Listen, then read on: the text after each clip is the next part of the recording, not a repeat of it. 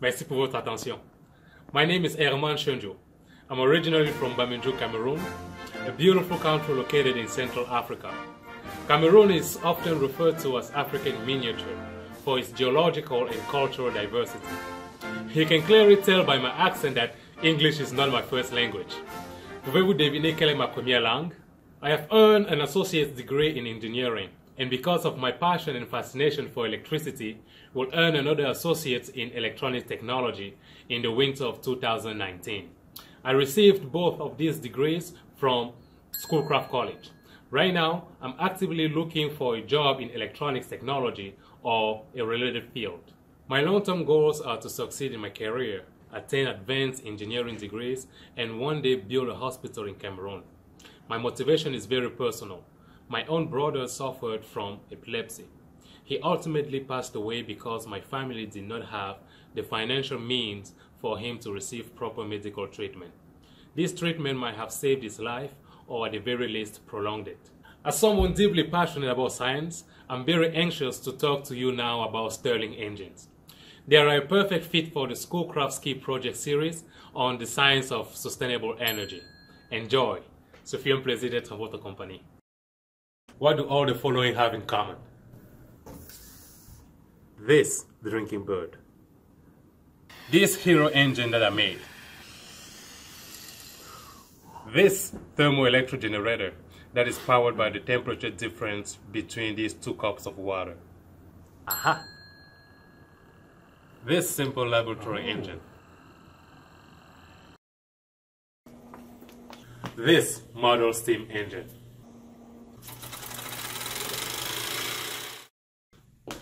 This Stirling engine, powered by the heat from my hand.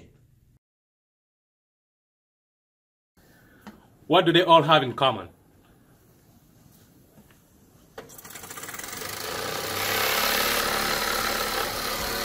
They all run on heat, and any device that does work for us and run on heat is called a heat engine.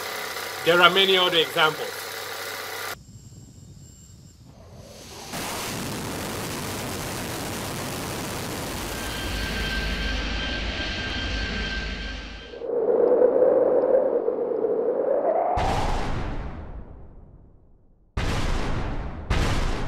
The sources of the heat that power the heat engines are critically important. They fall into 2 basic categories, non-renewable and renewable. Non-renewable sources are removed from the earth, for example, coal, petroleum, and natural gas, and burned to create heat. The negative health and environmental impact of using non-renewable energy are obvious. Renewable sources are not removed from the earth and are not burned. For example, solar, hydro, and wind energy.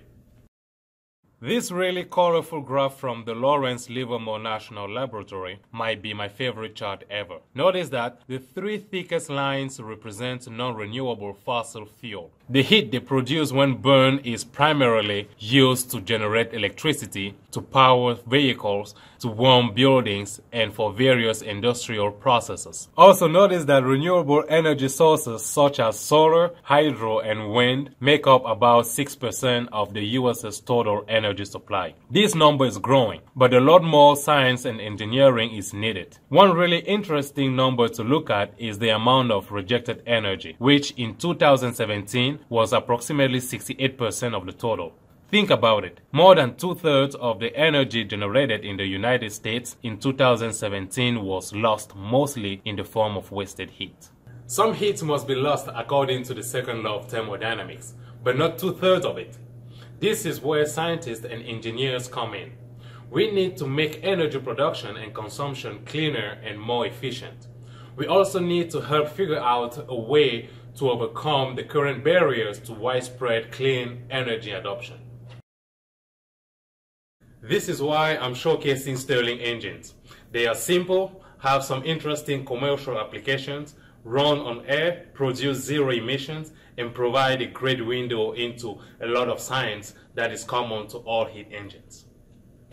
This is the gamma type Stirling engine, which is also known as a low delta T Stirling engine. Delta means difference and T refers to the temperature, so this engine runs because of a really small temperature difference. In this case, the temperature difference between my hand and the surrounding air. A gamma type Stirling engine has two cylinders. This is the power piston, which fits snugly within this cylinder, and this is the loose fitting displacer, which repetitively circulates the air inside. The power piston and displacer share a common volume of air. They are connected 90 degrees out of phase with each other via a crankshaft with a flywheel. The flywheel's rotational inertia makes the engine run smoothly. Without it, there would be sharp power spikes followed by weak intervals. Let's go through each step in one cycle. Step 1. The displacer rises, forcing air to the warm heat exchanger at the bottom. This is called isochoric heating. Step 2. Heat enters the air, causing it to expand. The power piston moves upward. This is called isothermal expansion. This is also the power stroke. It is where the engine is doing real work for us. Step 3. The displacer descends, forcing the warm air to the cold heat exchanger at the top. This is called isochoric cooling. Step 4. Heat leaves the air, causing it to contract. The power piston moves downward. This is called isothermal contraction. The engine is back to where it started. This flywheel plays a critical role. Its rotational inertia helps the engine move from one step to the next and provides a smoothing influence. Without it, the engine will run much rougher. That's it. This cycle is repeated over and over again. This graph, called a PV diagram, shows how pressure, volume, and temperature change during the idealized Stirling cycle and where heat enters and leaves the system. Here are the 4 steps I just outlined.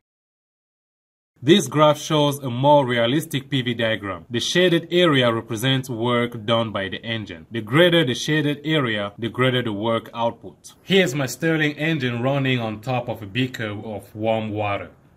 Notice that it is spinning clockwise. I'm measuring its revolution per minute with this motion sensor. Watch what happens when I put some ice cube on the top plate.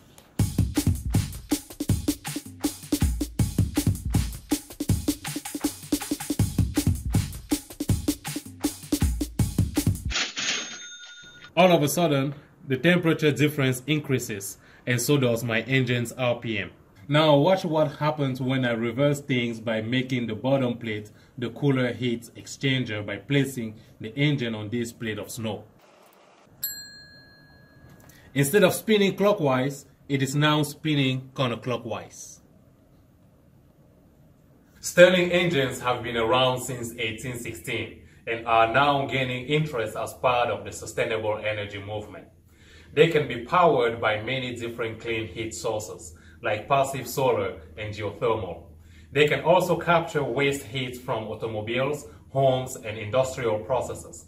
The more we learn about the science and engineering of heat engines, the more we can make them cleaner and more efficient. The Stirling engine provides a great learning opportunity in this area. I hope you enjoyed this video and thanks for watching. Le plaisir était pour moi. Bye bye.